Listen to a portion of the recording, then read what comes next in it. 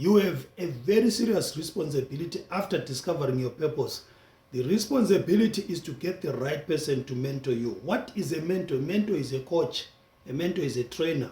A mentor is an advisor. A mentor is a counselor. Somebody who helps walk you into your purpose and enable you to run, as you pursue your purpose. That is the type of person that I'm talking about. It has to be somebody who is qualified to do it for you.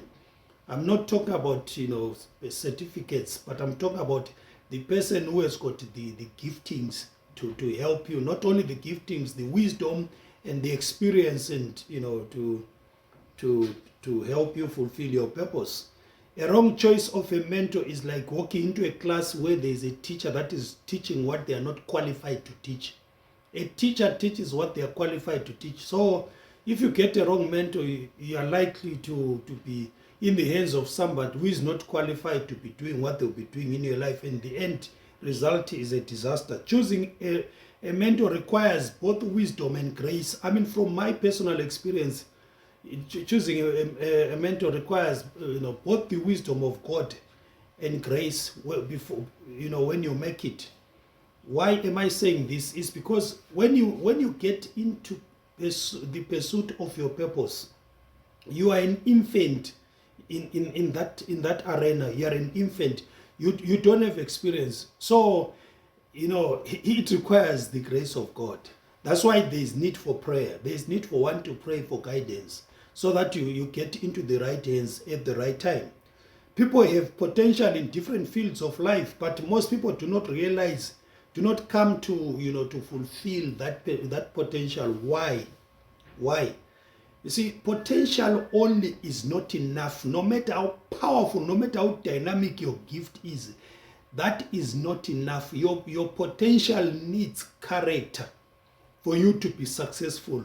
You have to have the character on top of the potential. Potential only is not enough for you to succeed. That's why if you look around in life, you're going to see a potential musician who never succeeded. You see a potential scientist who never succeeded. See a potential sports person who never succeeded. They lacked character. They didn't have the character, so they began to misapply themselves, in life. Nobody will just walk to you and begin to coach you or to mentor you to fulfill your gifting. You have the responsibility of searching. You have the responsibility of asking questions. Now, you have to ask questions. When you relate with people, you have to ask questions and try to find out if I'm talking to the right person who can do the right job in my life. But all in all, this is something that requires grace, because you have to pray. You have to pray and get that guidance to the right person. Not only prayer, but you have to check some things, because you cannot afford to miss out on your purpose. You can't afford to just experiment with your purpose. Remember, you have got one life to live here on earth.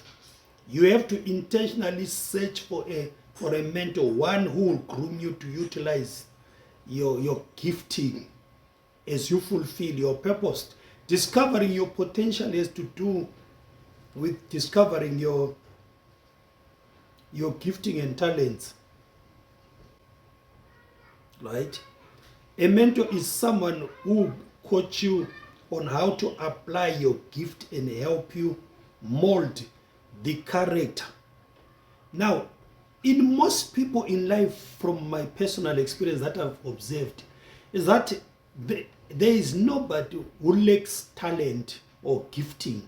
There is no human being who lacks talent or gifting. There is no human being without a purpose. But most people lack character. Now, character is one of the most rare things on planet Earth. Most people do not have character. Character is not a gift. Character is something that you intentionally build. You build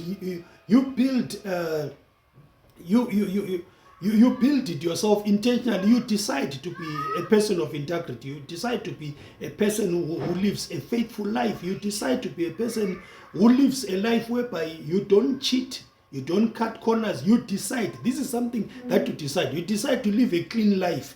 You decide to live a life that is morally clean. You decide to be godly. You decide to love God. You decide not to be a hypocrite. You decide not to be playful. You decide to govern your time. You decide to govern your relationships. You decide, you decide who becomes your friend and who doesn't become your friend. You decide how much effort you apply in your life daily in building your life assignment. So all these things collectively and other things that I didn't mention, they make up what is called your character. You decide to fear God. You decide to live a life without, a life without a sin. You decide to live a life of righteousness. You decide to live a life that is in accordance to the laws of life. This is something that you decide. So that is what is called character. This is what is called character. Now, character comes, the main source of character is the Word of God. If you read the Word of God and believe it and obey what it says, you begin to have the character of Jesus Christ himself. So, what I want you to understand is that people have different potential in different giftings, or in different fields of life, right? Okay, you have to understand that one very well. So you must know who is the right mentor for you and who is not the right mentor for you. Now, when I first met my pastor, before I chose him to be my mentor, I first of all observed his life, his personal success and the success of his ministry. Then I had a clue that no, this is the right person that I need to follow. This is the right person that I need to submit to. And he began to mentor me. I thank God for all the mentorship that I got from him. So his lifestyle attracted me to him, right? Get this, not his charisma, but his lifestyle. Lifestyle is what we call character. Lifestyle is more important than the gift, because the gift is something that you were born with. You didn't work for it. But character is something that you work. You work in order to have character. So it is not that I was mature to choose my mentor. No, I wasn't mature. This is what I call by the grace of God, because I prayed, right? I could have followed just anybody. So I saw consistency in his life and consistent in his ministry. I was impressed by both aspects of life, the character and the gifting, right? You don't look at the character only. There's the character and the gifting, the ability of the person to model their gifting. This is very, very important. So for today, we are just going to stop here. If you don't have a mentor, begin to work on getting a mentor. This is very important. Get a mentor, somebody who counsel you, walk with you into your life assignment. You have a life assignment.